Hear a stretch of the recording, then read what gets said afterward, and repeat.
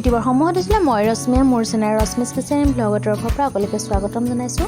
সদায় অহাৰ দৰে আজি এটা নতুন ৰেচিপি লৈ আপোনালোকৰ মাজত উপস্থিত হৈছোঁ। আজি মই আপোনালোকৰ বাবে লৈ আহিছোঁ মাছৰ কণী এটি ৰেচিপি। মাছৰ কণী যিহেতু এতিয়া বাৰিষা ছিজন, মাছবোৰত বহুতো মাছৰ কণী থাকে। খুব কম সময়ৰে কেনেদৰে মাছৰ কণীৰ ৰেচিপিটো বনালে তাক আপোনালোকক দেখুৱাবলৈ গৈ আছোঁ। সেয়েহে ভিডিঅ'টি শেষলৈকে চাই থাকিব।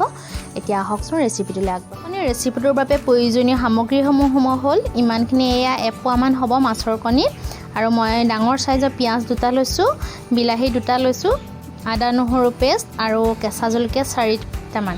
প্ৰয়োজনীয় সামগ্ৰী ইমানখিনিয়ে। এতিয়া খুব কম সামগ্ৰীৰে কেনেদৰে মই খুব সুস্বাদু এটা মাছৰ ৰেচিপি বনাম তাকে আপোনালোকক দেখুৱাবলৈ গৈ আছোঁ। সেয়েহে ভিডিঅ'টি শেষলৈকে চাই থাকিব। আগতেও মই মাছৰ কণীৰ ৰেচিপি দি থোৱা আছে। আগতে মই বনোৱা পদ্ধতিটো বেলেগ আছিল, এইবাৰ অলপ বেলেগ পদ্ধতিত বনাম। সেয়েহে ভাবিলোঁ আকৌ এটা ৰেচিপি আপোনালোকৰ আগত আগবঢ়াওঁ। মই এনেদৰে সৰু সৰু টুকুৰা কৰি ল'ম।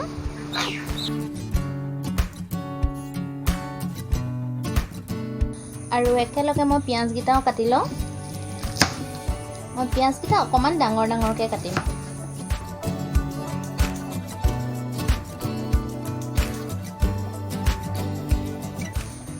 আৰু এটা পিঁয়াজ, এইটো পিঁয়াজ অলপ মিহি মিহিকৈ কাটি লওঁ।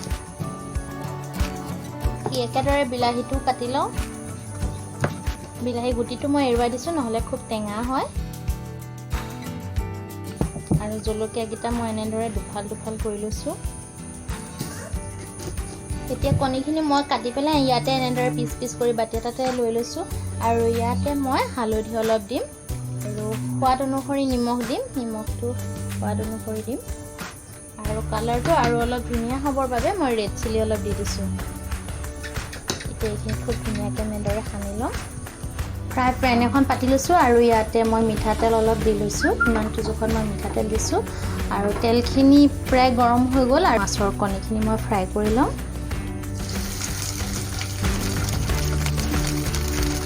জুই ফ্লেমটো মিডিয়াম কৰি ৰাখিব, নহ'লে খুব ফুটিব। এতিয়া ফুটিব, নহ'লে অকণমান সময়ৰ বাবে এনেদৰে ঢাকনখন মাৰি দিম। আৰু এতিয়া ঢাকনখন এৰুৱাই চাওঁ। ইয়াত খুব ফুটিছে, লাহে লাহে লুটিয়াই দিম। আৰু এইখিনি হৈ যাব ইমানটো জোখত। এতিয়া মই কাঢ়ি ল'ম। এইখিনি ধুনীয়াকৈ দুইটা ছাইড ধুনীয়াকৈ ফ্ৰাই হৈ গ'ল। আৰু এতিয়া মই কাঢ়ি ল'ম। এতিয়া একেখিনি তেলতে মই জিৰা কেইটামান ফুটাই লৈছোঁ। আৰু ইয়াতে মিহি মিহিকৈ কাটি ৰখা মই পিঁয়াজখিনি দি দিম। পিঁয়াজখিনি দি ল'লোঁ। লগতে ইয়াত আদা নহৰু পেষ্ট একেলগে দি দিছোঁ। ফালি থোৱা কেঁচা জলকীয়াকেইটাও দি দিছোঁ। অকণমান ব্ৰাউন কালাৰ হোৱালৈকে মই ভাজি ল'ম। ব্ৰাউন কালাৰ হৈ গ'ল। আৰু ইয়াতে মই এতিয়া কাটি থোৱা বিলাহীখিনি দি দিম। এই কাটি থোৱা মই বিলাহীখিনি দি ল'লোঁ। আৰু ইয়াতে সোৱাদ অনুসৰি মই নিমখ দিম আৰু হালধি দিম। হালধি আগতে দিয়া আছে, সেয়েহে অলপ হালধি দিছোঁ। আৰু অলপ ৰেড চিলি পাউডাৰ।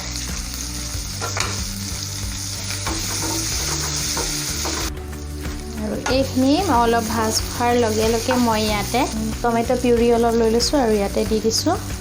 লগতে চয়া চচ অকণমানো লৈছোঁ। এইখিনি দুইখিনি দি পেলাই ভালদৰে ভাজি ল'ম। খুব কম সময়তে হয়, খুব এটা বেছি সময় নালাগে। এনেদৰে খাই খুব বেছি ভাল লাগে। আৰু ইয়াতে ডাঙৰ ডাঙৰকৈ কাটি থোৱা পিঁয়াজখিনিও মই দি দিম।